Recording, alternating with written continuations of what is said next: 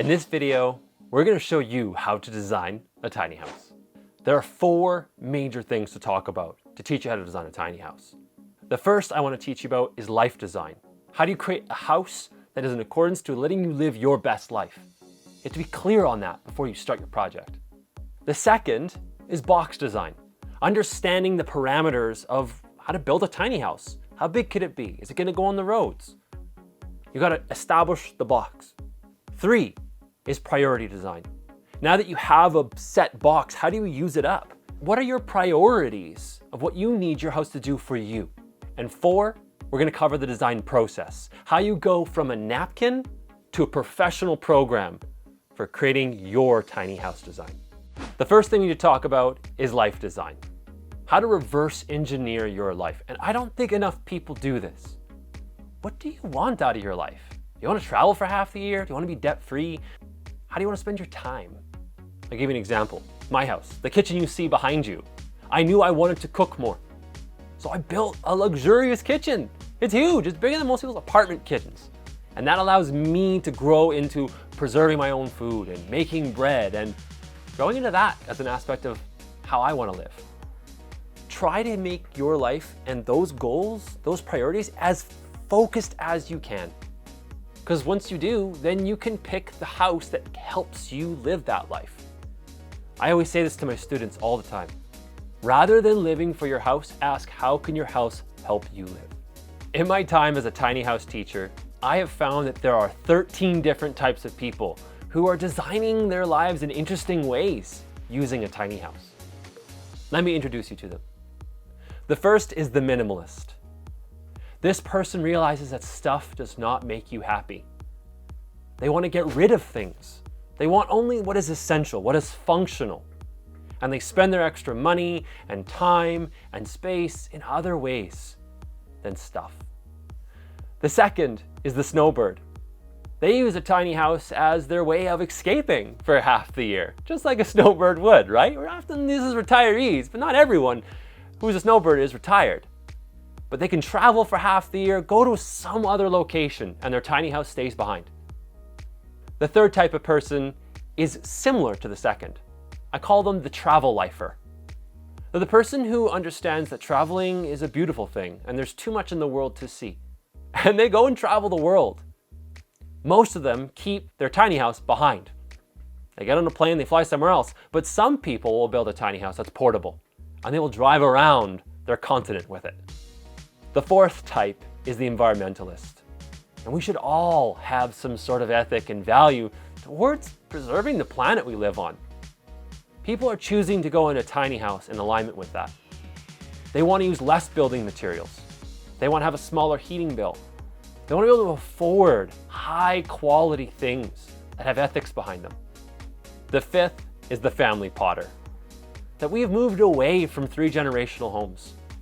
Well, you can put a tiny house in a backyard and you can get a 3-generational property.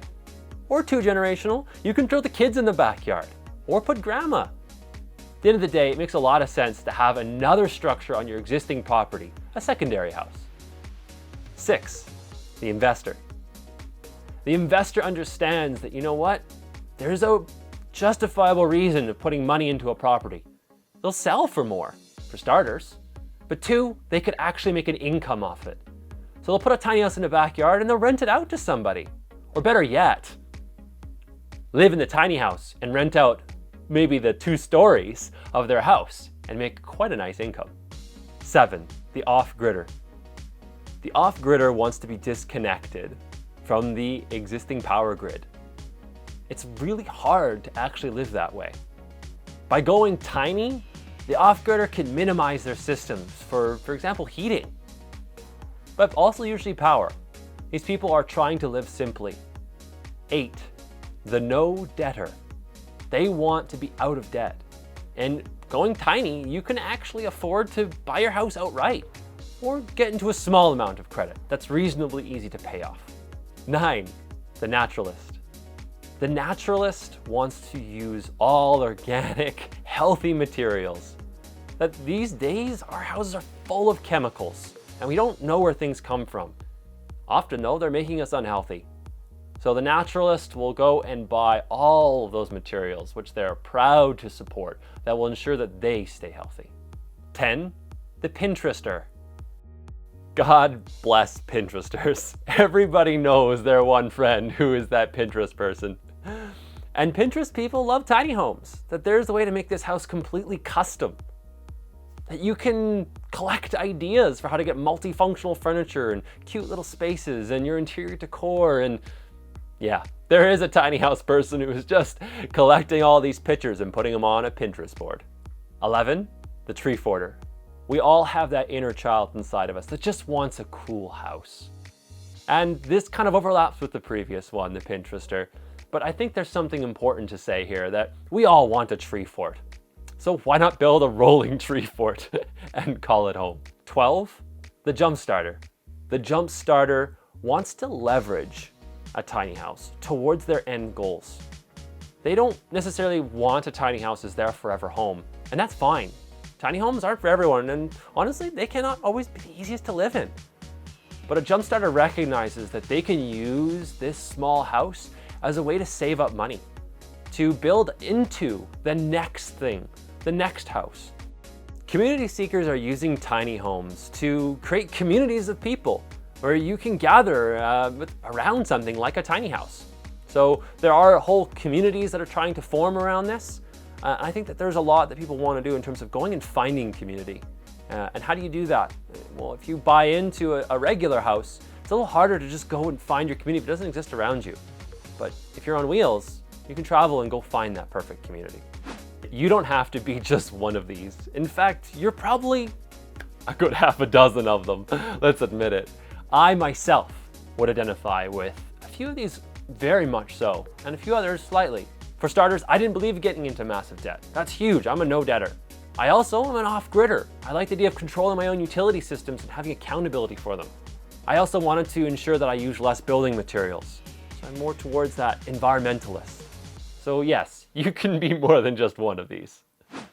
Next up, let's look at box design. They say that limitations inspire creativity. When you have a tiny little space to try to design your life into, you have to find creative solutions to make it all fit. Let's talk about box design more thoroughly here. There's two things I need to touch on. The first is rules of the road. If you're gonna have this tiny house as a portable one, you gotta understand that there are limits put upon you. That leads us into the next part of box design, and that is what type of trailer then do you pick as your foundation? Rules of the road. There are two dimensions you really need to know. The first is height. There are actually varying height limitations and restrictions from province to province and state to state. But the lowest common denominator is 13 feet 6 inches. So almost all tiny homes build to that height, and that is the highest thing possibly on the road. That includes a chimney pipe or an antenna. The next limitation after that is width. And there's actually a choice you can make here. Most tiny homes go 8 feet 6 inches wide, and that way they don't need any permit. They can occupy their lanes safely. But if you want to get a wider tiny house and get 2 extra feet inside your house, you can go 10-6, the next lowest common denominator across North America for a wide load. But that usually requires a permit now and extra signage. If you want to go even wider than that, the next lowest common denominator is 12 feet 6 inches. But now you are going to need pilot trucks. So most tiny homes do not go that route. Now that we've established a height, now that we've got an option for you to pick your width, your last choice is to pick your length. How long do you want to make your tiny house? That last dimension of length is actually, there's a lot of flexibility there. Very, very rarely does a tiny house go longer than 40 feet. Now let's talk about the trailer that's going to go underneath this box that we've established. There's 3 types of trailers that people will pick. The first is the utility trailer, and that has a lower deck that goes between the wheel wells. So you see your wheel wells, you got a lower deck in between it. That allows you to fit a loft above. But your width is usually limited because your wheel wells are part of that 8.5 or 10.5 width. Now, your second trailer allows you to use up that max width. It's called a deck over trailer. The deck of the trailer goes above the wheel wells and the wheels, allowing you an unobstructed use of the full space to get within your 8.6 or 10.6 or 12.6. But because you're higher up off the ground, it's hard to fit in a loft, which is fine for some. Some people don't want stairs and ladders. Your third type of trailer is a combination of the previous two.